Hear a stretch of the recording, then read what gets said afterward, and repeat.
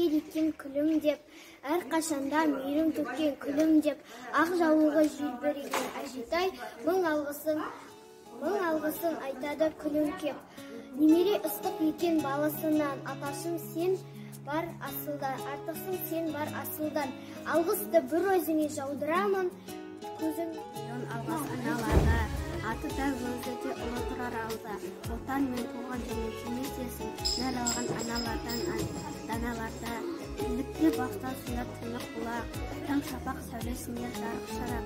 Жүз көрер айнасынар таң онбаған, дайдары жаз жүзінде шаңға шуақ.